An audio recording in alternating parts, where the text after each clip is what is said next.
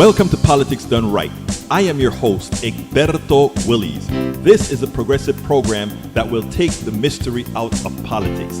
This is the program that will encourage you to make sure government becomes we the people.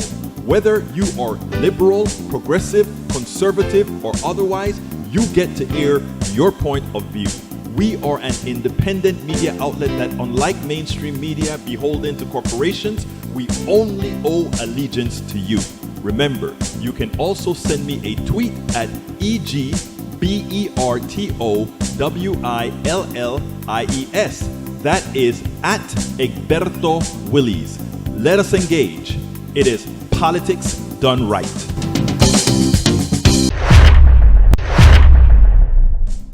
Well, folks, welcome to one more edition of Politics Done Right. I'm Egberto Willies, your host. Thank you so kindly for being a part of the show. We are going to have a great show for you today.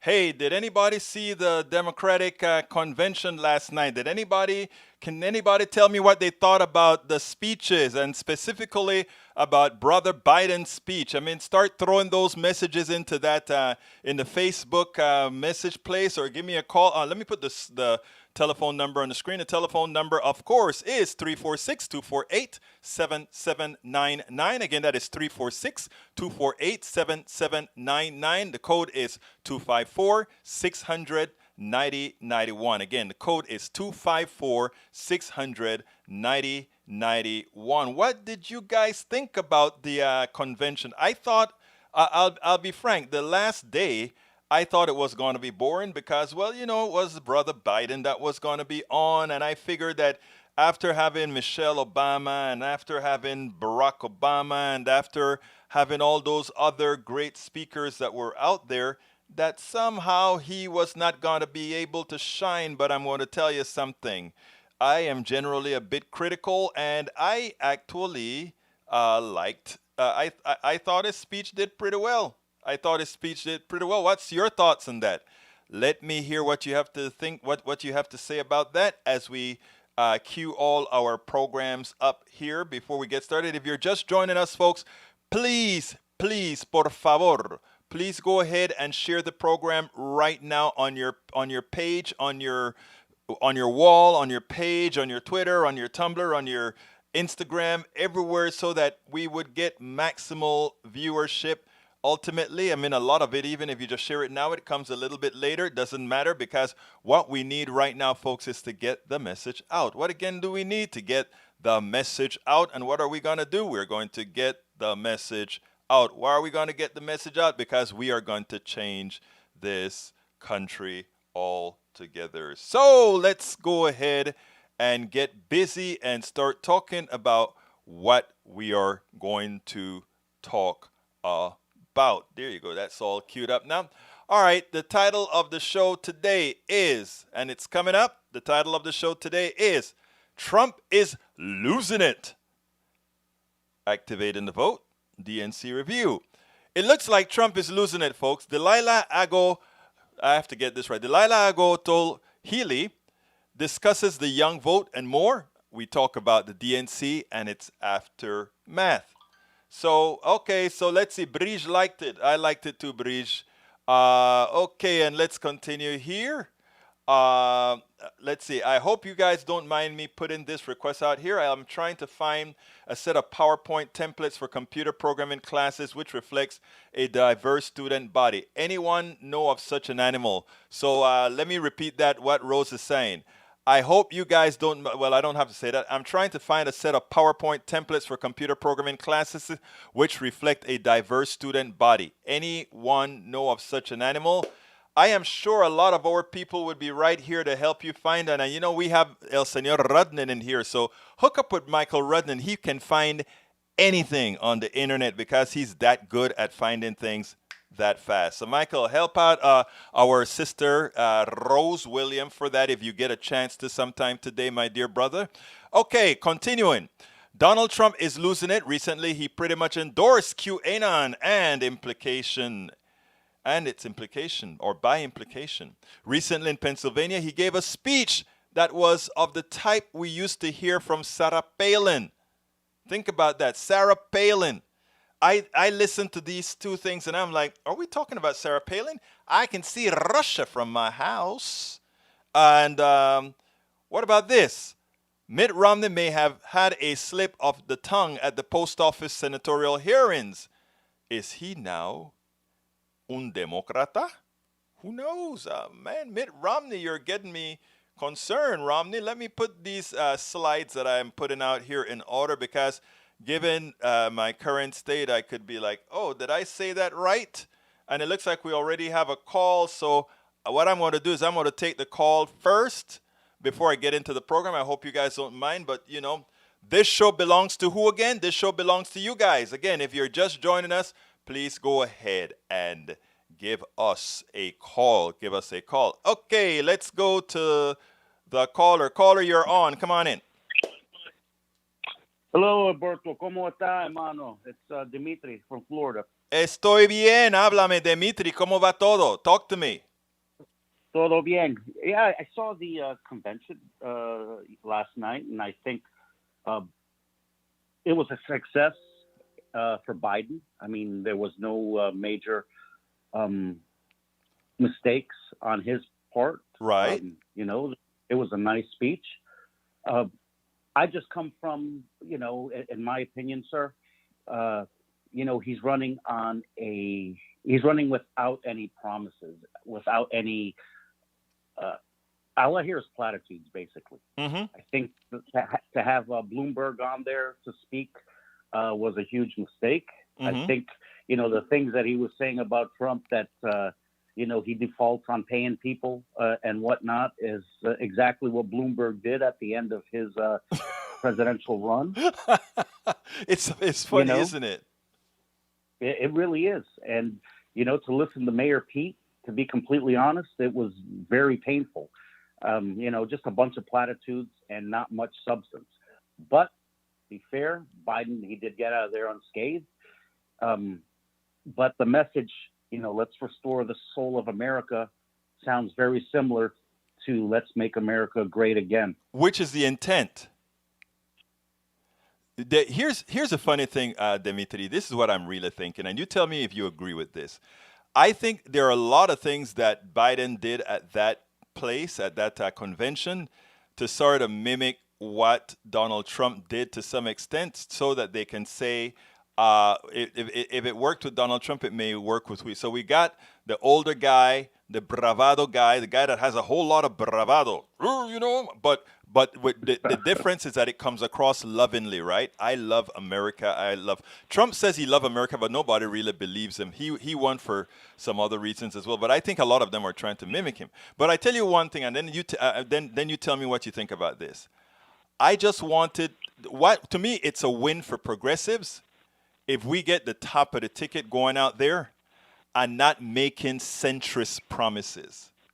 And for me, that was a win. Hey, Futsa Boy and CJ Bigodeau.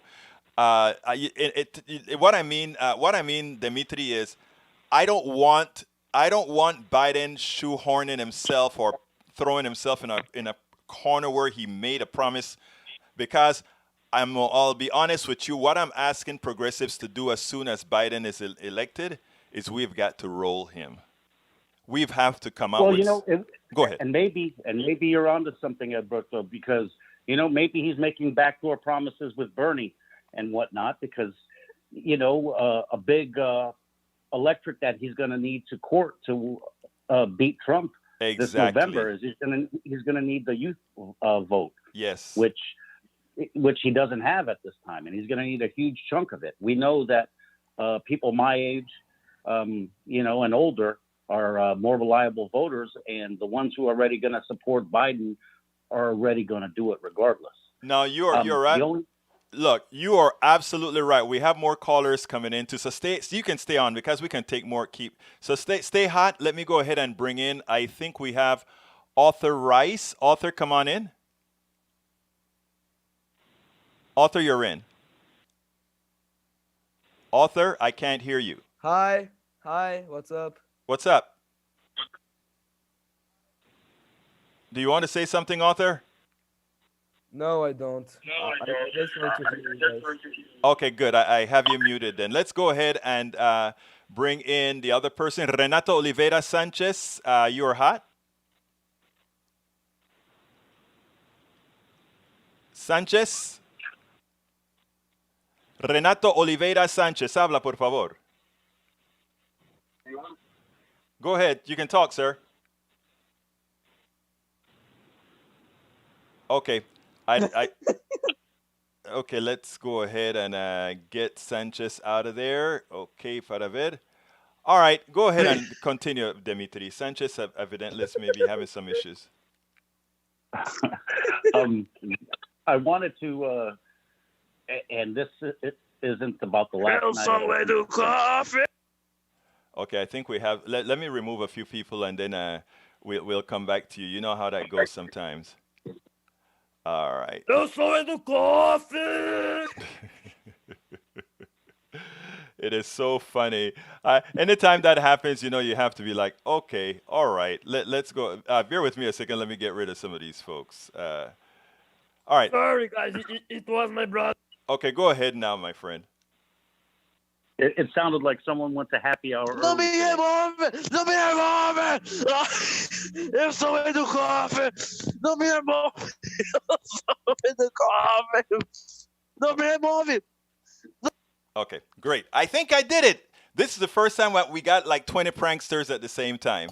All right, continue, my friend. I just wanted to touch base on, since, you know, I lean toward the progressive candidates and views, even though I am an older gentleman. But it really rubbed me wrong to hear Pelosi endorse Joe Kennedy. Oh, my God. The hypocrisy.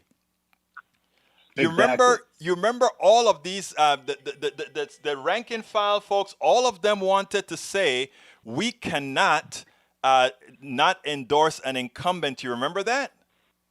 Exactly. They blacklisted them, blackballed them from the DCCC if they were going to do that. And, you know, you have,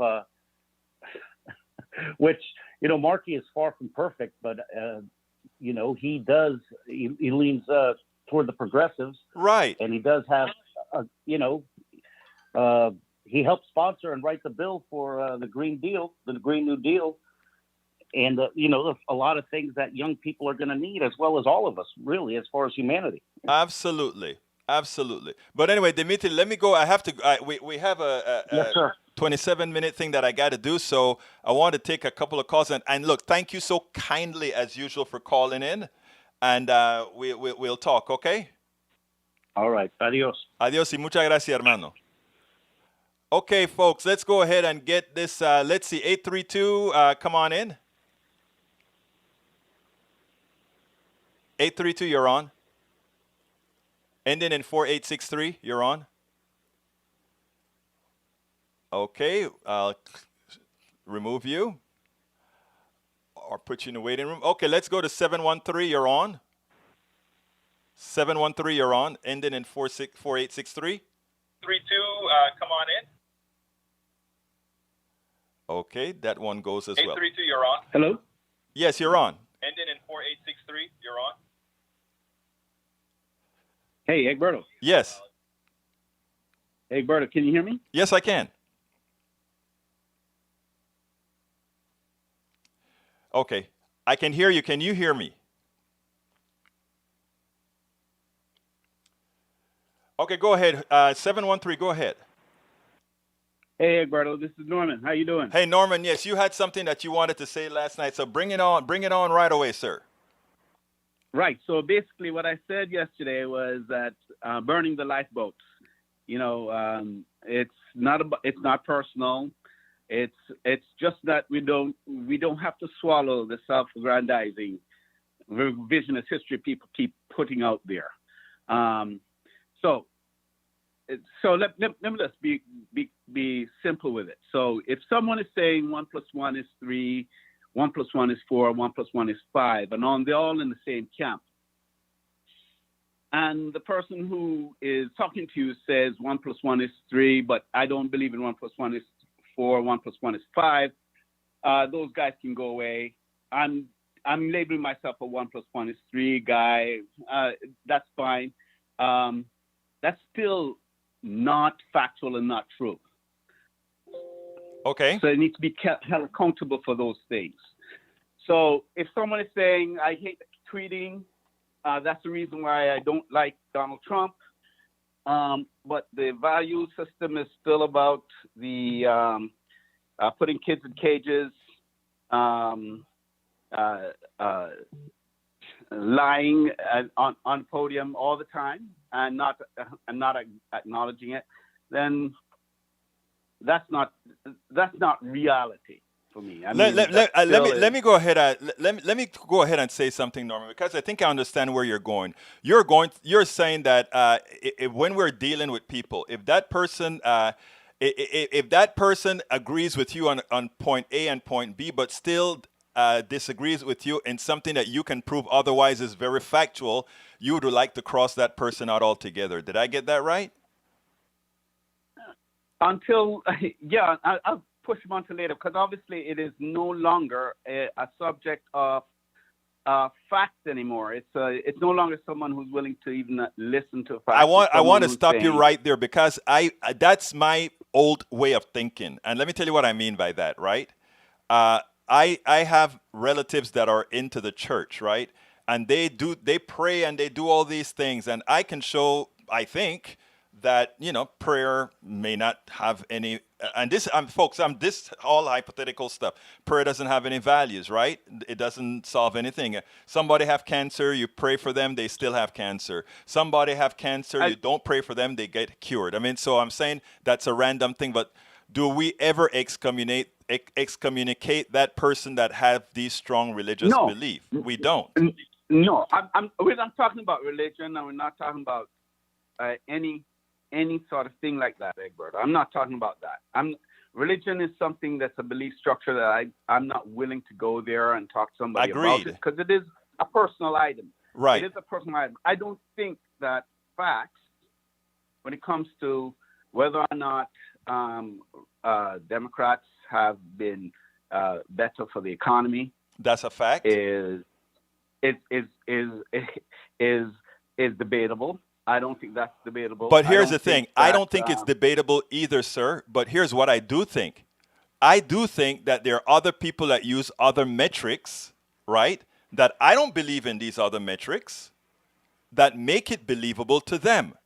And that is what I'm trying to learn to navigate. In other words, you and I are of the same beliefs, brother. We believe the same thing. We have the same ideology, etc. In making my connection to the other side, I want to know what makes one of my sisters a Trumpist and the other one a liberal progressive like me. And both of them excelled in high school. Both of them excelled in college. Please help me there. So no, I'm not gonna. I would say here in this case, if I'm not trying to change somebody's ideology, I'm not willing to go there. What I'm willing to say is, here are the facts. Show me where I'm wrong. I agree. And if you keep repeating back into a loop of a sort of a belief structure in which you just believe it, no facts behind it. Yes. Then all of a sudden, it is an untenable situation. You can't continue. And we can look. I agree with you that we can reach there, sir. I agree with you that we can reach there. That we can reach to that point that is untenable, right? I agree with you. This is hard because what I'm trying to do with my new book, right? I don't know if you completely got through it or not. Is to tell people this. I stopped telling people the facts, right? I'm talking to intelligent people. My older sister's intelligent. All these people are intelligent, but they have some structure that allows them to walk away. I just saw walk away and think something else, right? So my way of dealing with this now, and these are all trial things that I've done, and a lot of times that have worked, is navigate them through not me telling them something, but letting them come to the conclusion based on me teasing them in a certain direction. You see do you get what I'm saying, or did I make that plain or not? You made it plain in that you're trying to make people see something. Obviously, they're they're not seeing. Right. However, there are times when folks are willfully disingenuous. They're We talk about that a unwilling, lot, yes. unwilling to even see it. And even when they see it, they go back to a previous At that statement. point, we are at a point of no return. You're right, sir. Correct. At that point, then- sir, and- we are at the point of no return, because Right. and those, I think in the book I said that there's a certain percentage of people that is just going to be the answer, and what happens with them is they are willing to go down, and the truth of the matter is they do get it. But there's another part of our character that has nothing to do with fact, that is fact based. It's a matter of winning or losing, right? And in order to not lose, I will die. In order to not lose, I'll keep my position, even if that position is untenable. And those are the people that we simply, and you know, where you talk about the excommunication, those are those. So I mean, I don't think you and I disagree on that. I think where we disagree maybe is how much leeway or how much leeway to give people, or how tolerant we are with those who disagree with us. Do you agree with that or not? I agree. Well, I agree that both of us can reach a different set of tolerance for how much BS we can take. I agree with that. That is All why right, you're my but- big brother. So, but after bottom line though, what I also want to say when I say burn the lifeboats is I'm saying that if something is proven not so, for Yes. example, say post this election that's coming up, and we're saying, you know, we know that the Republican Party is trying to dissuade people from voting. We know people are trying to not only dissuade, they're trying to destroy voting as a birthright Right. for Americans. So that in myself it is saying, hey, if you believe that, is that not counter to the American principle? You know, and then so therefore, if they believe that from then, and then after the election, they will say, no, I just didn't like the tweeting, but they still believe that core belief that Americans don't all have equal right to vote, then shoot, we have it's Well, I think you answered the question. that they've created. I got to go, Norman, but I think you just answered the question. There are some people, and I think if you looked at one of the videos that we did here together on the screen a couple of things ago, where Katie Tur asked Michael Steele, do you think people are putting the word, Trump is 10% ahead on the economy for Americans. He has a 10% advantage over Biden, even though he knows nothing about economics and his economy sucks. And what Katie Tur came to the realization of, Michael Steele made her come to the realization herself, is that they used economy as a stand-in because they know the other position is untenable. I got to go, Norman. Got it. Bye. All right. Thank you for calling, sir. Roberto. Good job. Bye-bye. Bye. Okay, folks, let's go ahead now, and you know what? We're running out of time. So what I'm going to do is play our thing for the day, our interview for today. But before I go to the interview for today, while I have you online, I need to ask you, the folks, please go ahead. We're coming with the interview, but I need to ask you to support the program. And how do you support the program? You can support the program, first of all, by becoming a member, becoming a subscriber to our program. And how do you become a subscriber to our program? You visit us at politicsdoneright.com/Patreon. politicsdoneright.com/Patreon. That's politicsdoneright.com/Patreon. You can also provide support via PayPal. That is politicsdoneright.com/PayPal. politicsdoneright.com/PayPal. You can also be a subscriber on Facebook, and that is politicsdoneright.com/Facebook. Again, that is politicsdoneright.com/Facebook. And lastly, you can shop at our store where you can buy our books or cups, the whole works, and that is politicsdoneright.com/store. Oh boy, let's see. Yes, I can do this for another 2 minutes. Okay, caller at 828. We got about 2 minutes only, but come on in. 828, you're on. Senior Willie, how are you doing? I am doing fine. Who am I speaking to? This is Hope in North Carolina. Hope, talk to me. Hope, how are you doing? I'm doing great. I hope you are, and thanks for doing a show about the convention. I actually didn't listen to the 46th President of the United States last night. I still have to go back and listen to that one, but I'll tell you who I'm really excited about. Tell me. Kamala Harris. I figured you would say that. There is something I said, I bet she's going to say Kamala Harris. Now tell me why are you very happy with Kamala? Well, I was kind of a Val Demings supporter because I don't think you can get any smarter or any more courageous than Val Demings, and I'm really glad that she's in Florida doing the good work that she's doing. But you know, I just sort of, at the end of the day, am really excited that we're going to have someone in D.C. who's capable of arguing quickly before the Supreme Court and has that kind of a mind. Well, you know, that's a thought. You know, that's the one thing about it. Kamala Harris is very smart. I think for as far as getting a lot of the progressive stuff out, of course, she's not the one who dictates policies, but I think all of us would do well to remember that that the election is just the beginning, and that what we want to make sure to do is push the policies that all of us support and not let up at all. Would you agree, or? I would totally agree.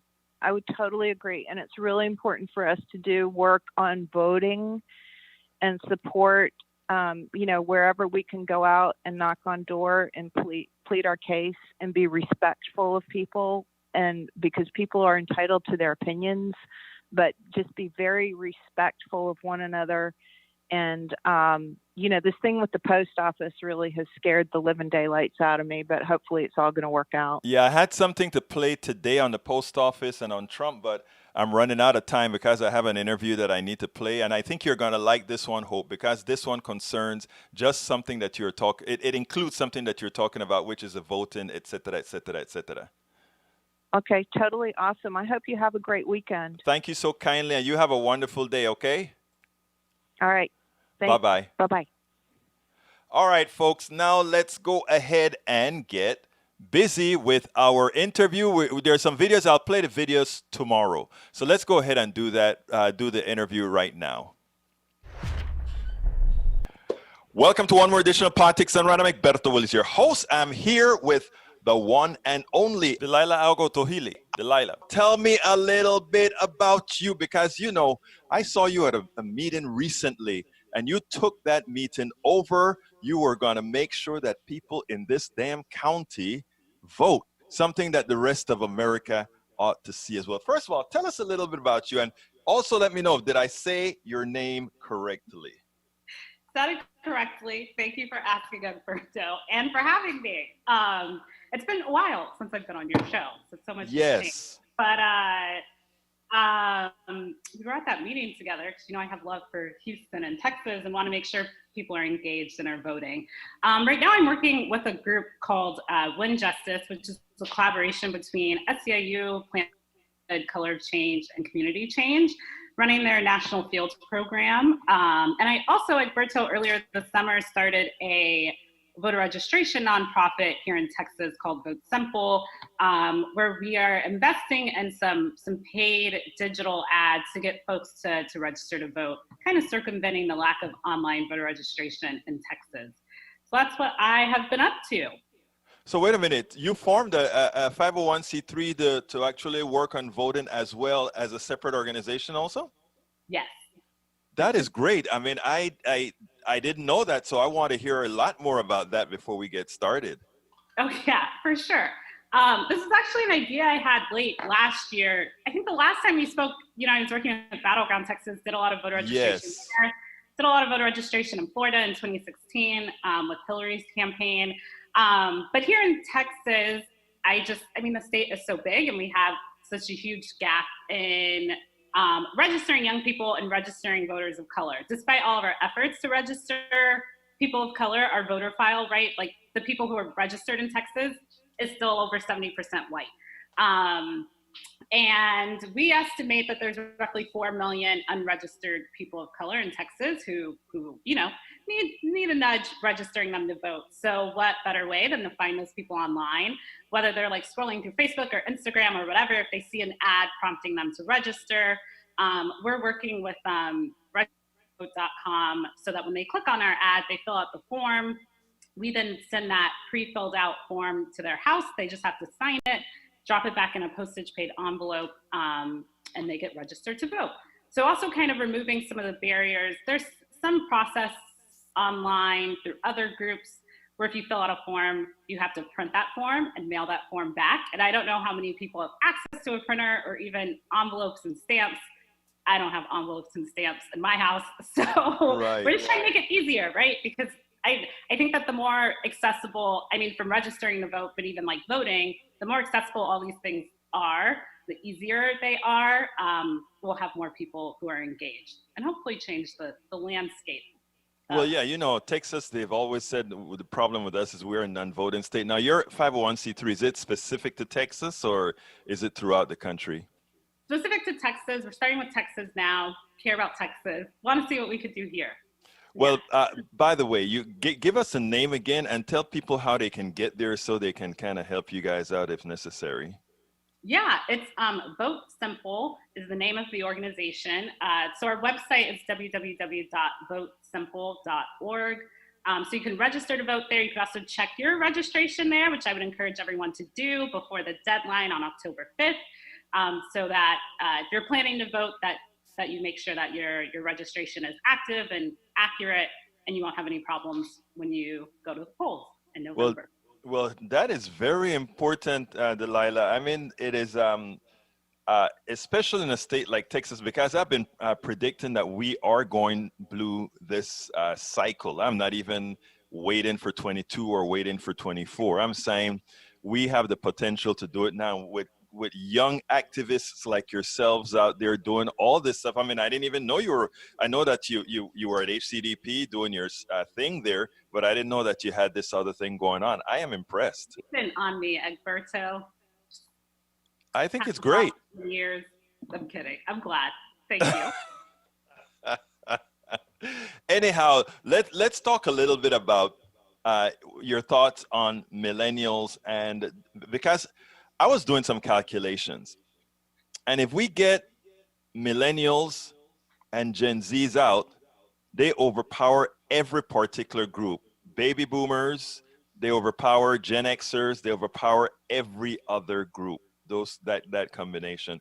I interviewed a young man a couple of days ago, a few weeks ago, but I played it yesterday, where he said, you know, the folks in my age range, the 23-year-olds, we have it that this is the one election you got to go out there and vote. And I was impressed because this is a young guy, and you know that's what he was saying. It's already instilled in them. Do you feel that, you being an expert, do you feel that out there, or what? Yeah, I mean, I think that more people are paying attention to politics now than ever before, and I think that that's probably the case across like all generation groups. I would say, I mean, we saw unprecedented increases in youth turnout in 2018. I think we've seen unprecedented increases in turnout in this past primary election, right? Both here in Texas in March, and then again in the runoff in July. And I think that a lot of young people like feel, you know, what's at stake, probably more so than others. I think that there are some young people who maybe feel uninspired, or maybe feel like their views aren't being represented, right? Or maybe feel like their vote doesn't matter. But I'm not sure that regardless of like those views, that they still won't show up to vote. I think they will show up to vote. And I think that they're eager to vote, right? Now that I think that, you know, they probably understand the power of their vote, and will make sure to exercise that right. Well, there are two things here. We selected El Señor Biden, and we also selected Kamala Harris as the vice presidential candidate. Many of the young people, I think, may go under the pretext that they are not necessarily as progressive as they want. What is the selling message to young people tie in with the current Democratic ticket? I mean, young people suffer from school, what do you call school loan, school debt, and a lot of these other issues that we don't know, is the ticket necessarily progressive enough on those particular issues to make these kids want to, I'm calling them kids, sorry for that, for making these young adults want to go out there and, not go to the bar, but go to, well, in coronavirus days, there's not much bars, right? But, go out there and vote. Yeah, I think, I mean, progressive, right? Like, I don't know if we want to necessarily argue where Biden and Harris like fall on the scale, because, they are candidates who are out of this primary season. But I think that when we are weighed with, Joe Biden versus Donald Trump, that people will make a decision. I think that I think a lot of young people care, like you were saying, about education. I think they care about financial security. They probably care about healthcare right now. I think a lot of them care about racial justice and, this movement that we've seen happening over these last few months. And I think that there are only two candidates who like are on the right side of all of those issues, right? And maybe they don't agree with everything that a particular like voter cares about, but I think that they would fight, for change in those issues more than our current president would. I would think that millennials are probably a little bit more interested in their actions, right? And your actions as a candidate's actions, and maybe more concerned about policy stances than like party.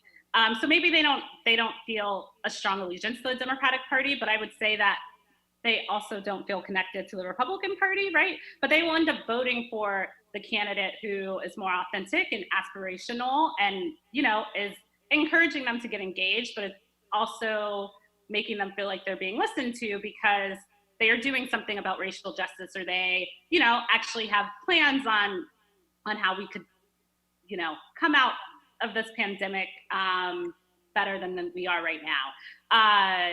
So yeah, I think that they may not be as progressive than people wanted them to be. I am thrilled though that they are at the top of our ticket. I am thrilled that we have a Black woman who is our, Democratic vice president nominee. And I think that young people will get out and support them. Delilah, you gave me the educated answer. Good thing. A very educated answer. My next question to you, especially since you're drumming up the vote now, is not most voters are not, and I'm not talking. This is not even a progressive, conservative kind of an issue. You went through a whole lot of very intelligent machinations to describe that. Look, you only to put it bluntly, your machination was you only have two choices. Are you going to take but in reality, they have three choices, and that is one is to stay home, and right, and yeah, there's another reality as well, and that is, are we as a as people that are really needing all these people out there to go vote for the Biden Harris ticket, which all of us support, no matter what our inclinations are. Are we doing the necessary actions? In other words, are we forming a message to tell them, not in as eloquent manner in which you stated, but in a way that hits them so hard that makes them want to go out there and get that vote. I mean, and make that vote. For sure. Make it inconvenient. Did you watch the convention at all? Yes, I loved it. Actually, I loved the Obama speech, both of them. I actually loved Biden's speech, which I didn't expect to like at all. And I also loved, there's one other speech that I loved. I can't remember who it was. But I sat there and I'm like, that looked good. Unfortunately, a lot of folks didn't watch it. Yes. Yeah. No, I hear you. I think that was what came across all of the speeches at convention, right? Which I think is the message voters need to, especially young voters, probably to, propel them to the polls is this message of like unity and hope. And I think that it's like very clear, Egberto, that we need a leader, right? Like we're going through this racial justice movement. We are living through a pandemic, and we do not have anyone in government. We don't have anyone in leadership who I think that people feel like they can trust or feel like they can look to, right, for how we move forward from this. I would think that I actually really enjoyed Joe Biden's speech as well. I think he projected decency and expertise, and I think that he came across as presidential. And I think that the more people hear from him, right, like the broader his reach is, I would think that would move folks to go vote for him. No, I want to make a comment, because in this respect, listening to you as and what you're all about, I would like the young folk right now to hear the message that go out there and vote for Biden and Harris, but do remember that it is all about you. You are the ones who are going to make legislation after he becomes president, and that's and he will listen to you while he won't listen while a Trump or whatever. I don't hear the message. What I hear is I am voting for Biden, the Biden Harris ticket, but I'm also a very progressive person, but the message that I'm giving to the folks that follow me who are not necessarily very enthused with the ticket is to tell them, but you have to remain engaged, and we are going to fight as much as we are right now, and we are more likely to make headway with the ticket that we have. I hear too much adoration and not enough action as far as this is a plan. This is step one is doing this. Step two is action after this. I would agree. And I think that, I think that's important. I think it's important though to hold all elected officials and public officials accountable, right? Because I think if young people actually realize, the issues we care about and who has control over affecting and impacting those issues, then it wouldn't just be about the presidential election every 4 years, right? Are we engaged with these down ballot races? Are we engaged with our countywide public officials, our congresswomen, our congressmen, our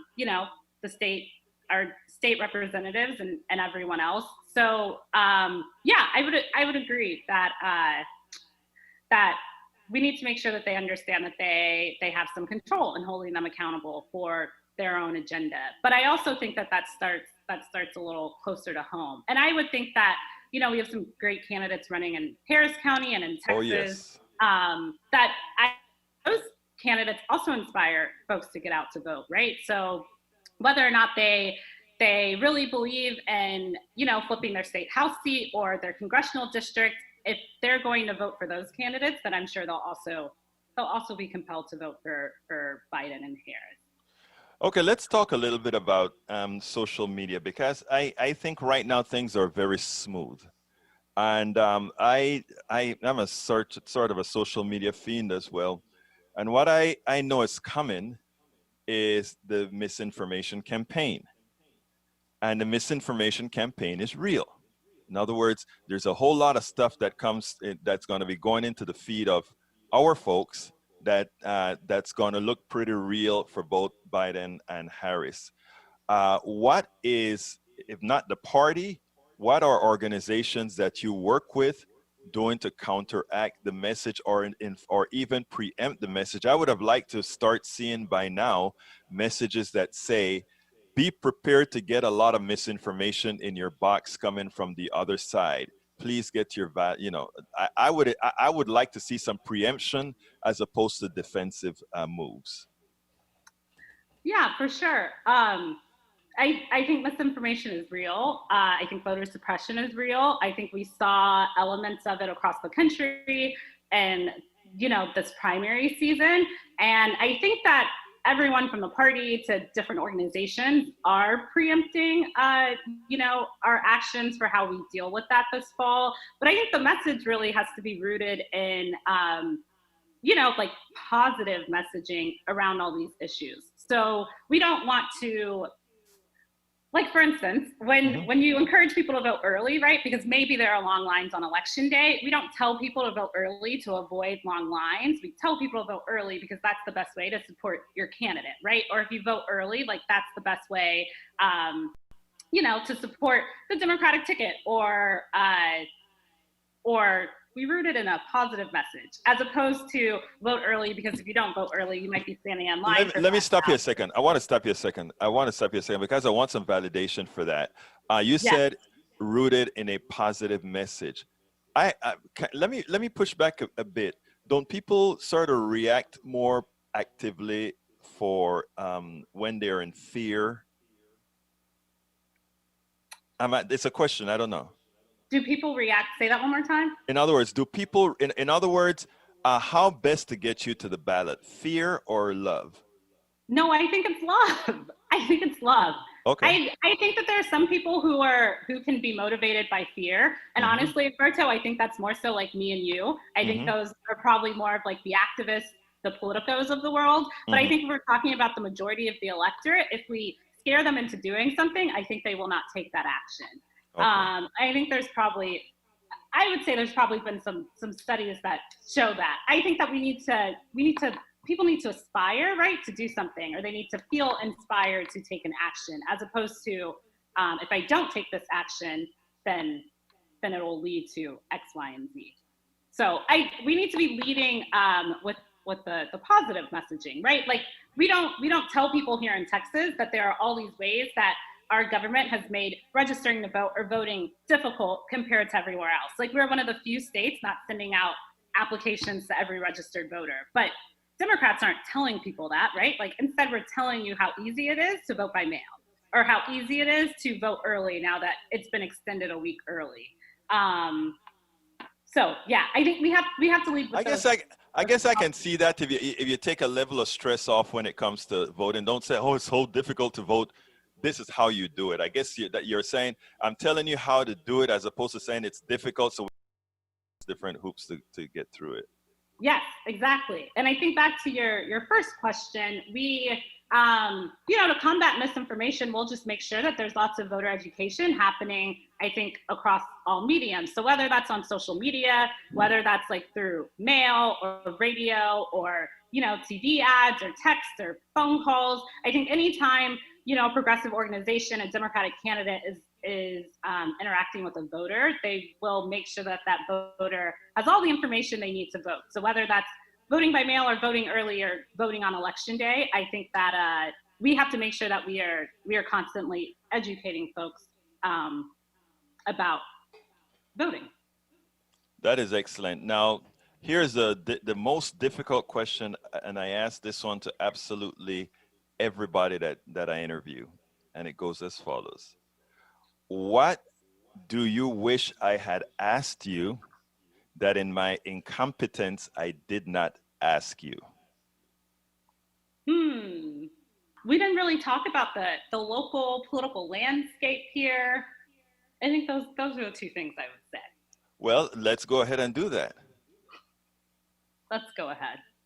Where should we start? With the convention? Yeah. Well, I guess I shared some of my thoughts on the speeches. I thought that, for this to be an all virtual convention, though, it was great. I thought it was very well executed and produced.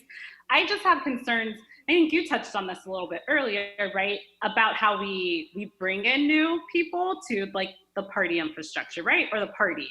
And whether or not younger people, millennials, Gen Z feel like they are connected to the party, I don't really think that's the issue, but I do think that we have to, have this concerted effort to like break down structures and systems that I would say, Berto, are rooted in white supremacy and patriarchy that keep people from participating in the party. And I think that government is critical, right? If we want to move towards a more participatory democracy, that we have to make this more accessible. And it kind of goes back to what I was saying about voting. Like we talk about making voting more accessible and making it easier for folks to vote so that we increase engagement levels. But I think we should do the same when we think about how we set up our party and our party infrastructure and our party leadership or anything else. Because if we need to break down some of these barriers. And I think that everything's kind of just been running the same way, and that hopefully there will be a day when, you know, our party and especially our leadership is more reflective, I think, of the electorate. Let me, before you talk about the local politics that you wanted to talk about, I think you hit it on the nail, hit the nail on the head. I think we have been poor as Democrats in creating a deep bench. I think that if you take a look at the leadership from Congress all the way down, that the average age is likely over 70 is a problem. I would have loved to see people like yourself, young millennials, getting up there and becoming leaders in the party. I think that is so important. And I think, like I used to tell all my Berniacs, don't complain. What you go out there and do is take over, like you are doing. There you go. Yes. And I love the Democratic Party. I'm a proud Democrat. But I think we have to, you know, improve our party and work on some things. Yeah. Well, I think most of us here are Democrats. But again, that doesn't mean that you don't go ahead and fight for what's important. And what you just said is very important. Okay. Tell me a little bit about the local landscape. What do you want to know about? No, the local landscape. Let's go ahead and put that in the context of Harris County, which is a representative county for the entire country, actually. So, yeah. You know, what are your thoughts on that? In other words, we have. I forgot the name of the congressperson that Kalkani or whatever that's doing. Sri, yeah, I've interviewed him several times as well, and you know. Shree's great. I think that's actually a great place to start. I think we have a lot of potential to elect young progressives of color. I mean, Shree, right, would be more representative of Fort Bend than Harris County, but Fort Bend's great. I grew up in Fort Bend, you know, one of the most diverse counties in America. I also think we have folks like Christian Menifee running for county attorney, a young Black man, very progressive, who you know, would control civil issues in the county. Just appointed Chris Hollins. We already have Judge Hidalgo. I think that people like Akil Basie really inspire me for change in Harris County as well. We have a lot of Democratic state reps in Houston, but I don't think that all of those state reps are necessarily the state reps that push for progressive change, you know, during session in Austin. So I'm excited to see people like Akil running. I think that, you know, she'll win. I would love to see what she puts forth next session. I would really love to see too, you didn't ask me this though, but I would love to see a representative, Egberto, kind of spearhead changing our election code in Texas, because it is archaic and it is, nothing is really clear. It's very gray. And I think it's led to a lot of issues we've had with local elections. You know, case in point, we still don't have a city council member in District B, right? It's amazing, isn't it? Council member, correct. In the blackest, you know, one of the poorest districts in Houston. To say the blackest district going through a racial justice movement is unrepresented in city council, like, is insane. But unrepresented because, you know, because of this election code that allowed a third place finisher to challenge the election in the first place, when maybe if our election code was a little more updated and a little more clear, we would have had this election on December 14th of last year and District B would be represented. So when I think about how, I don't know, and I think in this day and age, right, like we're going through like this modern day age for voting rights, but we cannot fight to protect voting rights if we have this election code that is so outdated and causes problems here. So, Delilah Agho-Otoghile. Thank you Yes. so kindly for having been on Politics Done Right. We got to make this a more frequent thing because you are one of our rising stars, not only in the movement, but in the party. Please keep up the good work. Thank you. Thank you for having me. That was good. That was Delilah. She is great. She's out here and she's putting her actions where her mouth is. Folks, we're kind of coming down. I saw one discussion that I want to get into. I think it was with when not Rudnin, when Mike Ledo was bringing up the issue of homosexuality. If there's one good reason to check out my book, it's about my transition from being a homophobe to a person who realized how wrong I was and why I needed to change. It was a humbling experience, and I tell you something, folks. It makes for a better person when I don't even like to use the word tolerant when you realize that you don't have all the answers, or not only that, when you start trying to look at things through the eyes of others. Anyhow, I gave you all the links except the links for my book. Folks, if you have the wherewithal, go get my book. It's at, I just put the link up. It's at Amazon. You can also buy it at our store, politicsdoneright.com/store. But by the way, if you go ahead and become a member at politicsdoneright.com/Patreon, guess what? You can read all of my books. And remember, I have 2 more books coming out. I'm writing 2 at the same time. One about blogging, the other one about, well, you guys know the other one that should be out a long time ago, the Utopia book. I'm working on these guys, but man, it's hard doing all of this at the same time. But it's all for the cause. It's all for the cause. So please, folks, let us do this. Let's get out of here. Have a great weekend. I don't know if I'm going to come on and do a little quick stuff on the weekend. All right, Michael Rudnin, thank you for having been here. Oh, I didn't call out all my people. Michael Rudnin, welcome aboard. Rose William, welcome aboard. Who else is here? Para ver. Daniel Ledo, welcome aboard. Brige MCP, welcome aboard. Rachel Green, welcome aboard. Even though you think Dems are evil, I still love you, Rachel. Trust me, Dems are not evil, Rachel. They are not evil. Okay, what else is here?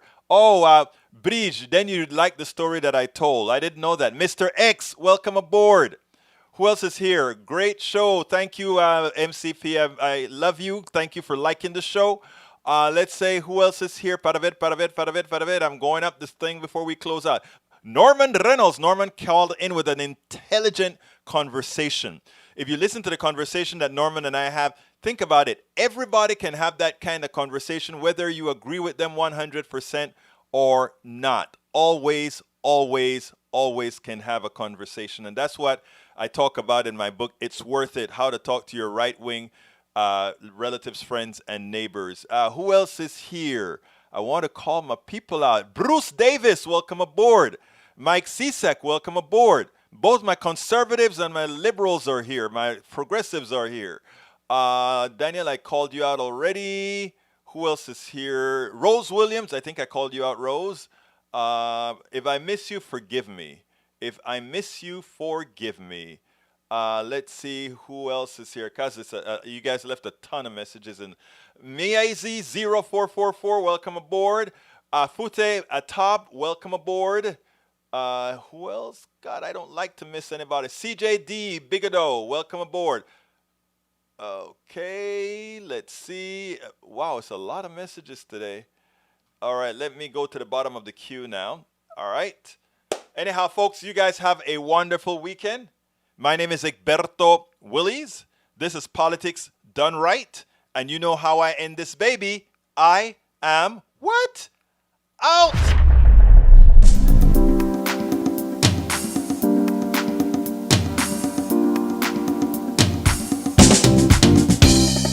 Welcome to Politics Done Right. I am your host, Egberto Willies. This is a progressive program that will take the mystery out of politics. This is the program that will encourage you to make sure government becomes we the people. Whether you are liberal, progressive, conservative, or otherwise, you get to air your point of view. We are an independent media outlet that, unlike mainstream media beholden to corporations, We only owe allegiance to you. Remember, you can also send me a tweet at EGBERTOWILLIES. That is at Egberto Willies. Let us engage. It is politics done right.